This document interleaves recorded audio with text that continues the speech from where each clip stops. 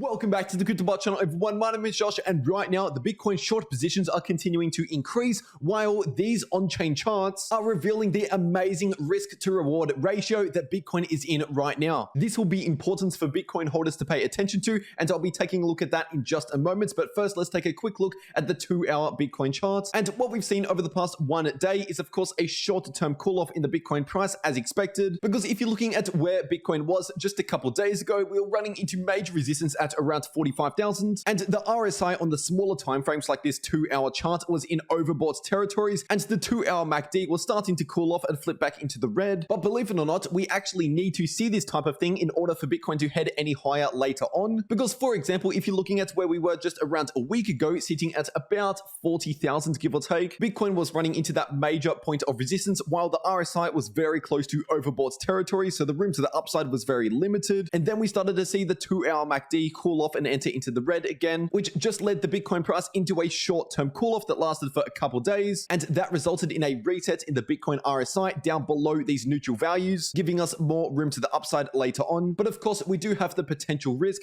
that one of these short-term cool-offs could turn into a larger move back to the downside, like what we saw over here. But in that case, I'll be looking on some larger timeframes, like the 12-hour charts, for example, because normally when we see these shorter-term downtrends on these slightly larger timeframes, we have indicators like this parabolic stop and reverse indicator start to flip bearish, and also we see the price oscillators start to trend to the downside, which result in these shorter term downtrends that can last for a couple weeks or so. And currently on the 12-hour Bitcoin chart, it is quite obvious that we are in a shorter term uptrend ever since this low right here at around 34,000 approximately. And obviously right at that stage, we got these bullish signals in this parabolic stop and reverse indicator, and the price oscillators started to trend back to the upside. And as of right now, technically speaking, they are still pointing in the bullish direction, but of course I'll let you know if on the 12-hour chart they start flipping bearish again. Now zooming out to the daily Bitcoin chart, and of course we still have that very strong point of resistance at around $45,000 per Bitcoin, and that is also the neckline for this W pattern. So basically we need to see a breakout above 45,000 with confirmation before we can start confirming some of these higher price targets, like this price target for the W pattern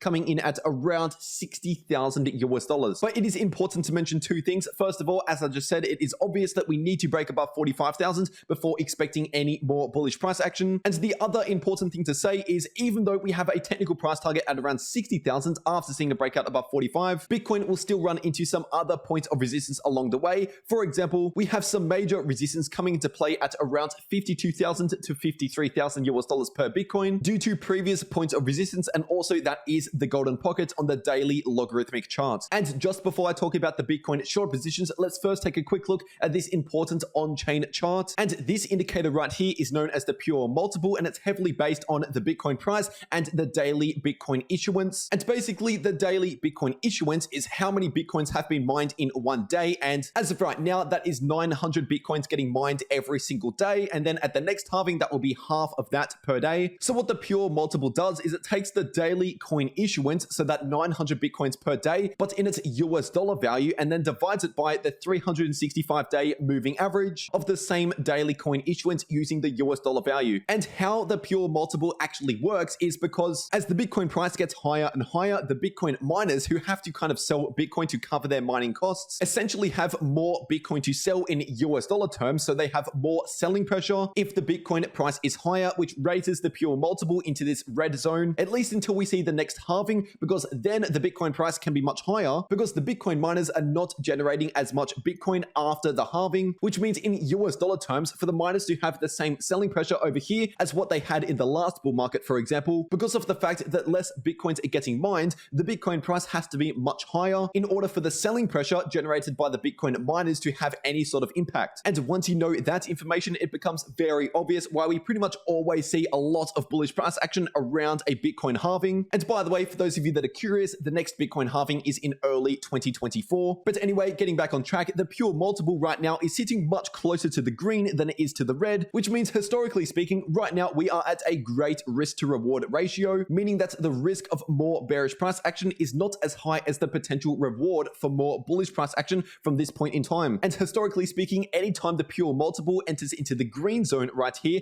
that is an amazing buying opportunity. And we haven't seen that just yet, but keep in mind, we don't have to go down there. It's just if we do, that would be an even better buying opportunity. And then of course, as we start to approach towards the red, that is a time where we should should be looking to perhaps take some profits off the table. And here's another on-chain Bitcoin chart known as the reserve risk. And the reserve risk, which is this line at the bottom of the chart, is calculated by dividing the Bitcoin price by the HODL bank. And the HODL bank is derived by coin days destroyed. And I've explained this in much more detail in a previous Bitcoin update, but I'll just quickly explain what coin days destroyed is. Basically, if you have one Bitcoin sitting in a Bitcoin wallet for 1 week, then that Bitcoin would have accumulated 7 coin days. And then if you move that Bitcoin from that wallet to another wallet after that 1 week, then you would have destroyed 7 coin days. And so basically, if the Bitcoin price is relatively high and there's a lot of people in the market moving Bitcoin around, that tends to draw this reserve risk line towards this red zone right here. And historically speaking, they have been some great time to sell Bitcoin. But then on the flip side, when the Bitcoin price is relatively low and there's not a lot of people moving around Bitcoin, so basically in more of the boring time periods in the market, that moves the Bitcoin reserve risk down into this green zone, and those are usually the best buying opportunities that we normally see. In fact, we usually only see these great buying opportunities at the end of a major bear market or just in another very boring period in the market like late 2019 and early 2020. And as of right now, if I zoom in even closer here, you can see that the reserve risk has just entered into the green, which means historically speaking, this is a great buying opportunity. Now, I want to make it clear that does not mean we cannot go lower, because you can see over here, for example, we have been at lower values compared to right now. And I want to make it clear that this is not financial advice, but if you're already planning to be a long-term Bitcoin holder, then historically speaking, these are seriously the best times to be involved in the Bitcoin market. Not to mention that on charts like this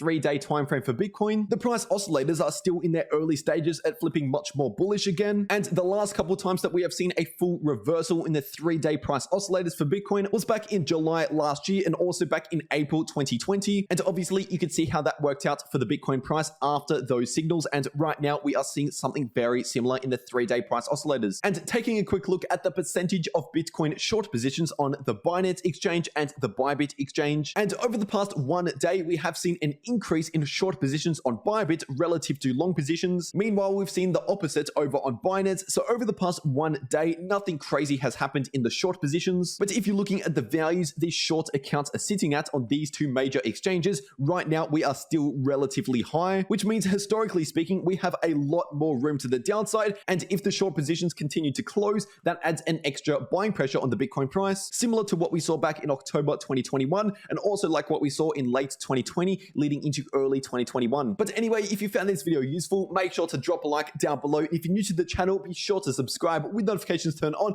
for more updates just like this every single day. Also, if you want to get extra updates on the crypto markets throughout the day, just like this right here, then definitely make sure you follow me over on my Twitter, and the link to my Twitter is in the description down below and also in the pinned comment. And I've also got a couple videos popping up right here for those of you that are interested in making a lot more money in the crypto markets. But anyway, that is it for this update. I really hope you enjoyed, and I'll see you all in the next video.